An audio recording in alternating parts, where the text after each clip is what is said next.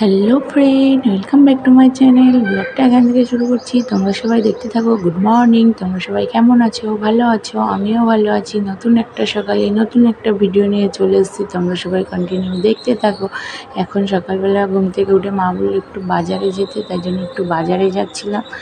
বাজারে মায়ের কি দরকার ছিল, তার জন্য বললো যা। এই গেলাম, গিয়ে বাজার থেকে এসে একটু বসলাম। বসে এই ভাত নিয়ে বসছি। আমি একাই খাচ্ছি, কারণ আবার আমাকে তাড়াতাড়ি খেয়ে বেরোতে হবে 12টার মধ্যে। 1টার সময় বার হব। 1:57-তে একটা ট্রেন আছে শান্তিপুর, সেই ট্রেনটাই যাব। তাই জন্য এখন একটু তাড়াতাড়ি খেয়ে নিলে, এই 9:45 মনে হয় বাজে, খেয়ে নিলে তারপরে আবার দুপুর টাইমটাই খেয়ে তাহলে বার হতে পারবো। মাম্মামও খাচ্ছিল আমার সাথে। খেয়ে নিয়ে তারপরে আবার আসছি। তারপরে স্নান টান করবো, রেডি হতে হবে তাড়াতাড়ি করে, কারণ ঝড় বৃষ্টির দিন তো, তার জন্যই তাড়াতাড়ি বেরোবো, নাহলে বিকালের দিকেই বার হতাম। কিন্তু ঝড় বৃষ্টির মাম্মাম আর আমি যাবো তো, ওর জন্য। ওর পাপা থাকলে অসুবিধা হতো না। এই আমরা অটোতে উঠে পড়েছি, আমাদের ওখান থেকে অটোতে করে যাচ্ছি। তারপর বাবুর গাড়িতেও আসি, সেই গাড়িতেও তখন আসা যাবে না, কারণ আমাদের এখানে ভোট হয়নি, যদি গাড়ি ঠাড়ি ধরে। এই বসে আছি প্ল্যাটফর্মে, এবার ট্রেনটা ঢুকবে মনে হয়। ট্রেন ঢুকে গেছে, ট্রেনেও উঠে পড়েছি। মাম্মাম আমি বসেও পড়েছি। ট্রেনটা ফাঁকাই ছিল, কোনো সমস্যা হয়নি।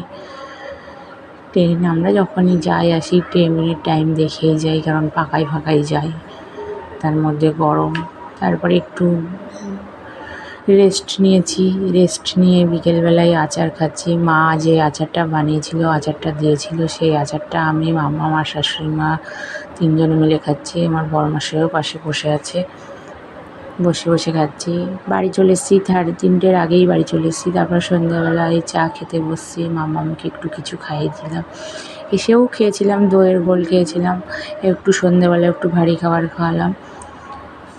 খাওয়া দাওয়া করে নিই, তারপরে আবার রাত্রে ডিনারে সময় দেখা করবো।